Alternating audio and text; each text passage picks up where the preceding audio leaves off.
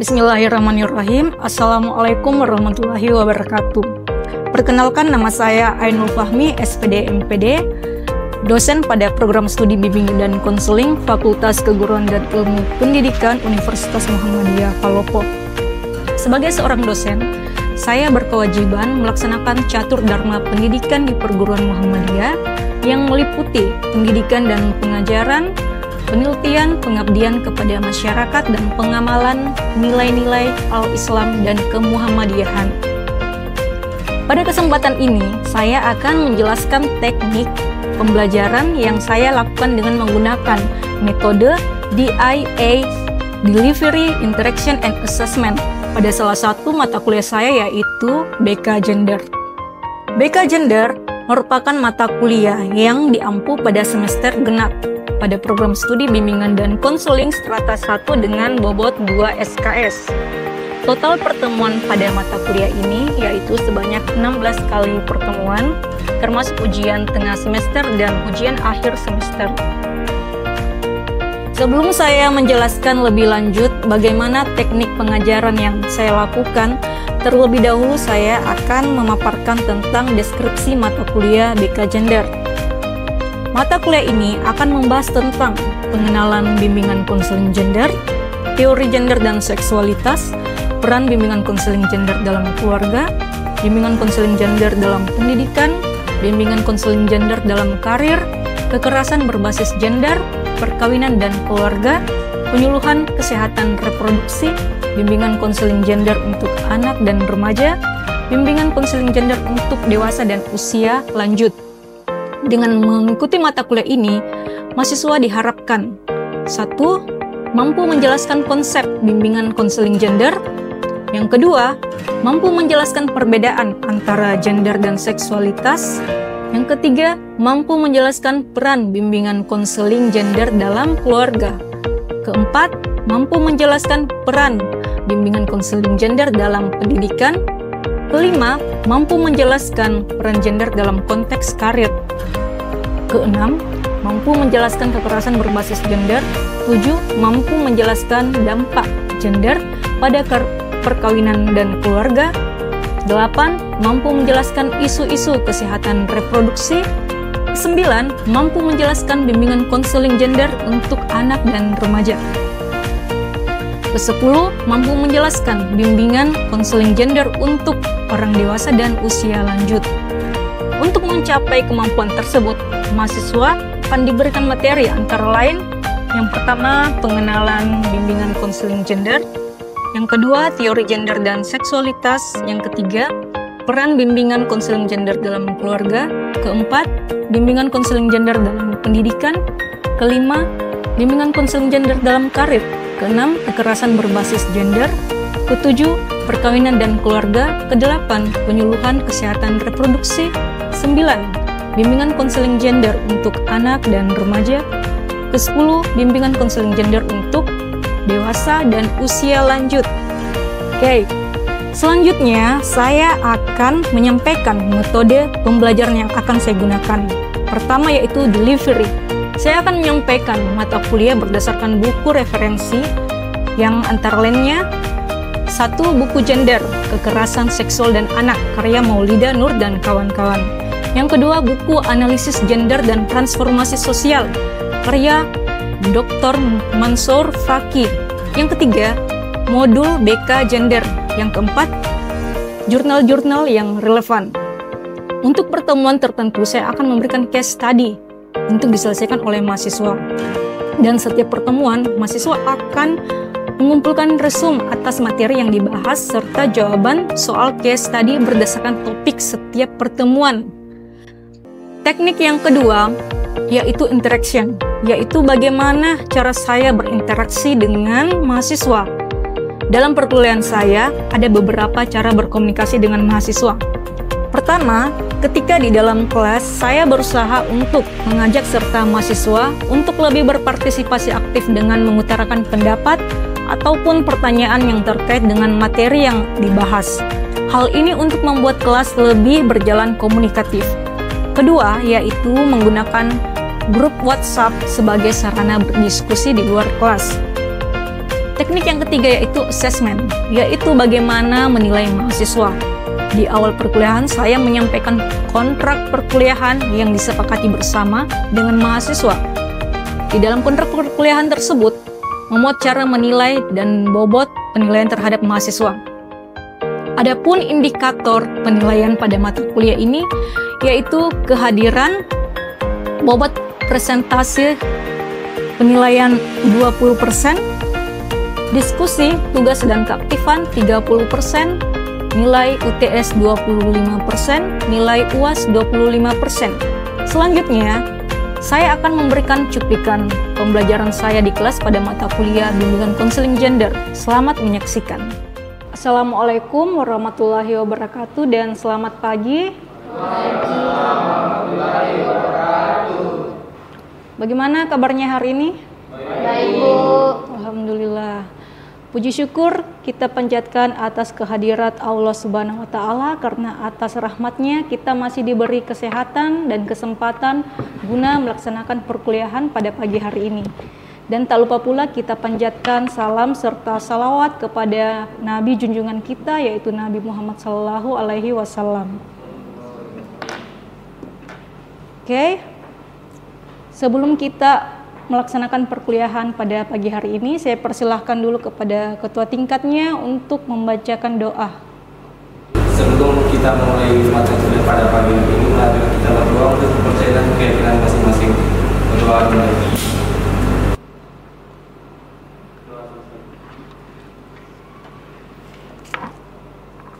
Oke, hari ini adalah pertemuan kedua kita ya, di mana minggu lalu adalah pertemuan pertama dan Ibu sudah kasih RPS ya dan kontrak kuliah, di mana RPS ini akan menjadi acuan kita selama 1 semester ke depan.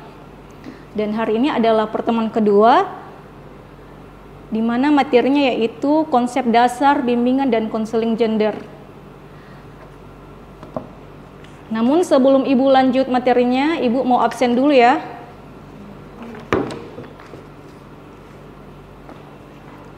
Yang pertama Arvita Melani Fitriah. Hadir, Bu. Nasaya Aisyah. Hadir, Bu. Yusrianti Mas'un. Hadir, Bu. Dina Humairah. Hadir, Bu. Windy Indriani. Hadir, Bu. Kadek Dewi Budi Artini. Hadir, Bu. Muhammad Ari Rusdianto. Hadir, Bu. Keisha. Hadir, Bu. Muhammad Hajir. Pak, Bu.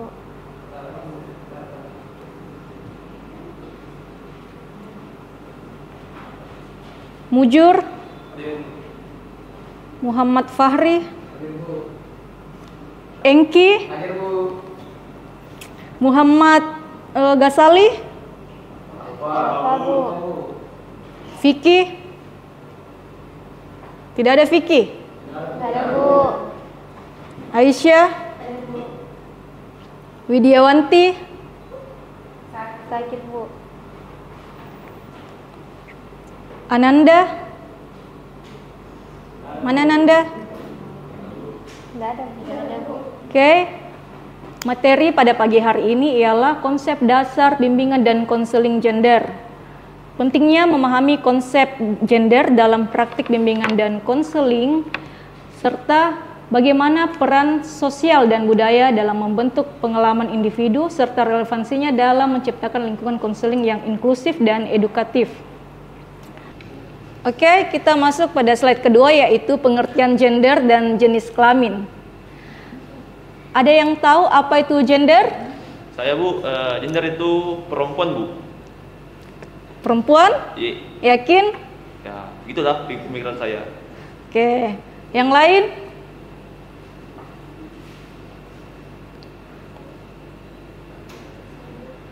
Oke, Kadek. Gender itu adalah perbedaan peran dan juga tanggung jawab antara laki-laki dan perempuan, di mana ini tuh dibentuk oleh sosial atau budaya. Oke, bagus. Yang lain?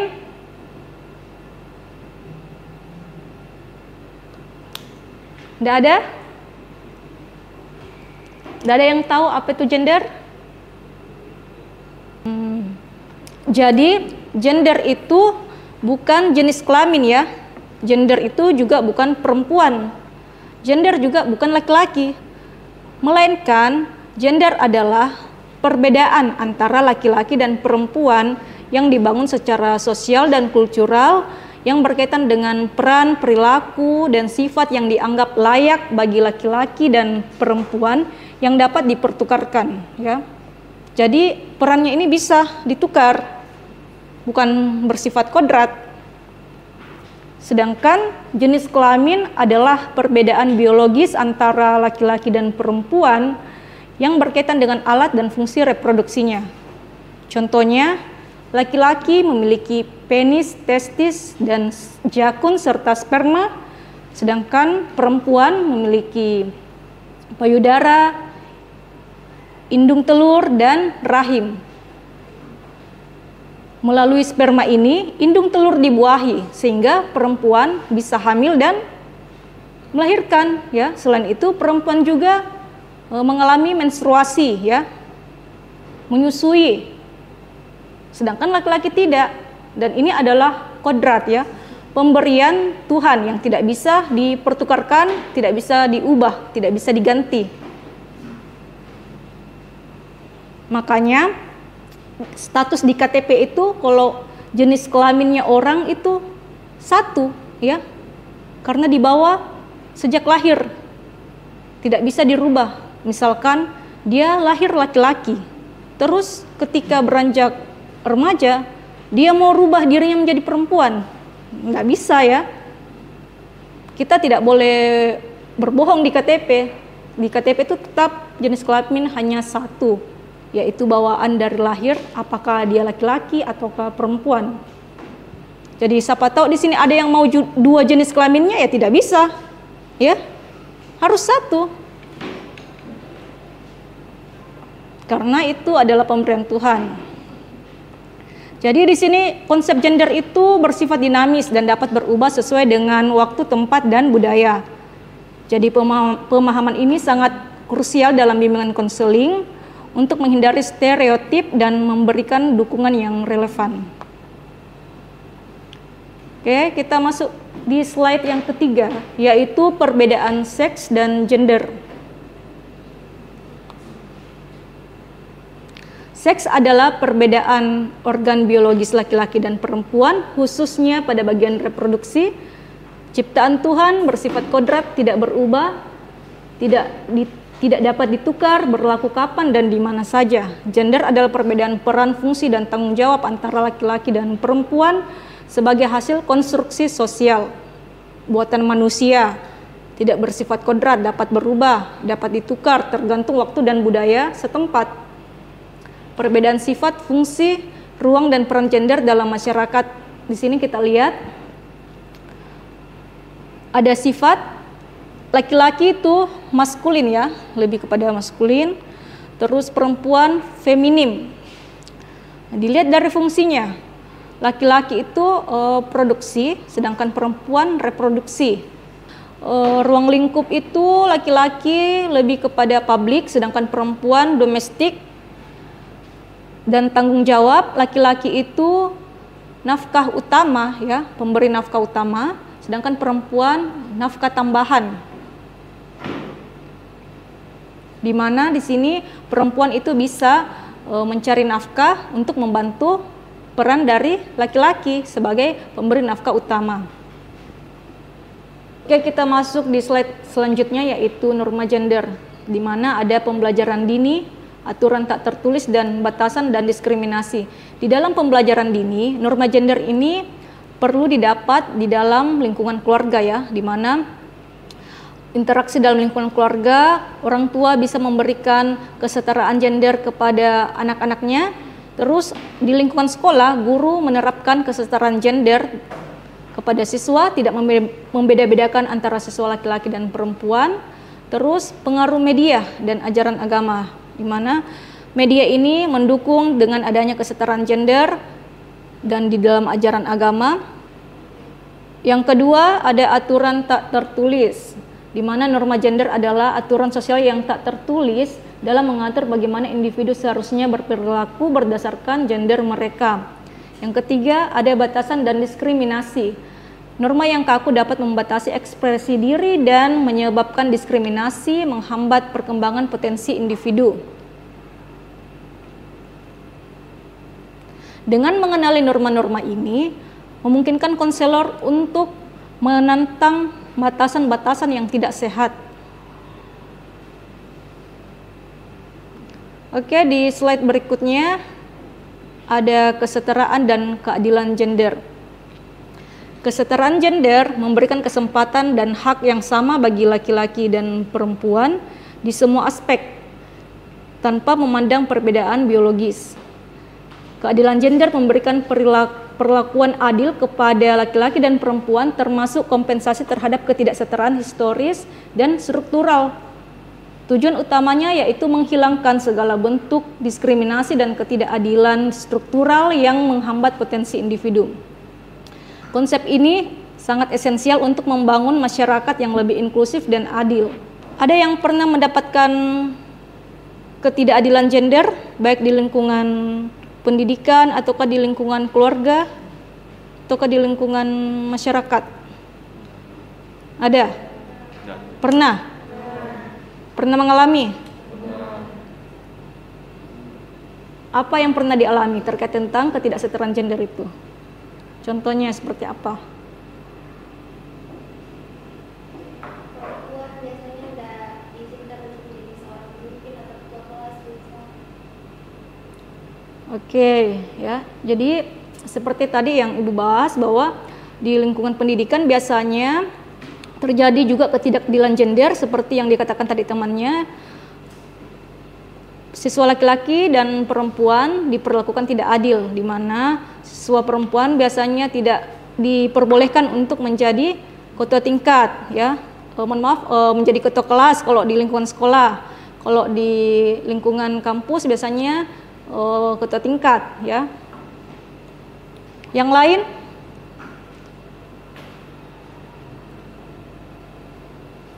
Yang lain apa? Ari pernah mengalami ketidakadilan gender. Jujur saja, Ari. Siapa tahu Ari ini malu-malu.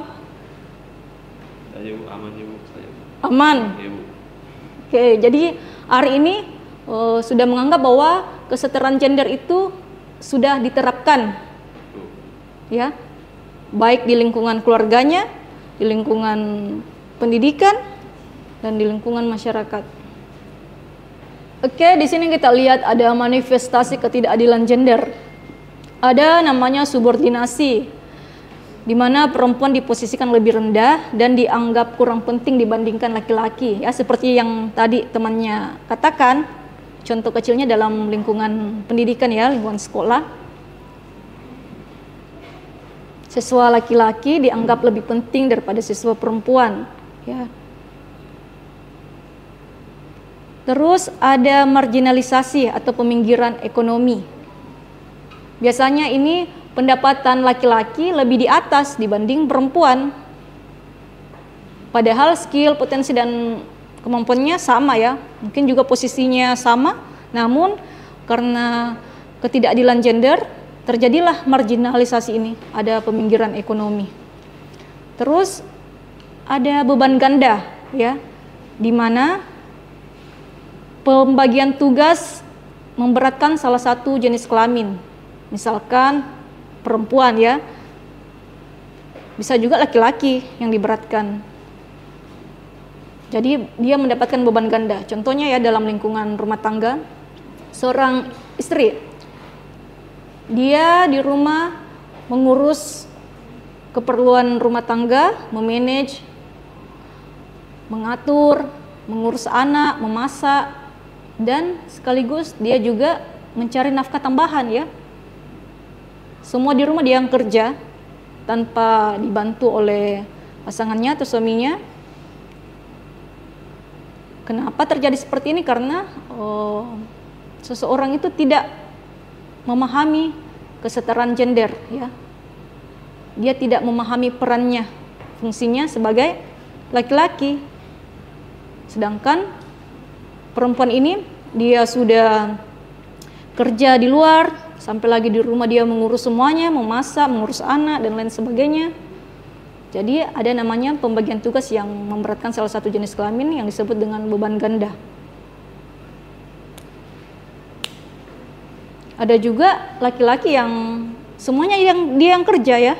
Laki-laki kerja di luar mencari nafkah, tiba lagi di rumah dia memasak, mengurus anak, mencuci, mengepel dan lain sebagainya.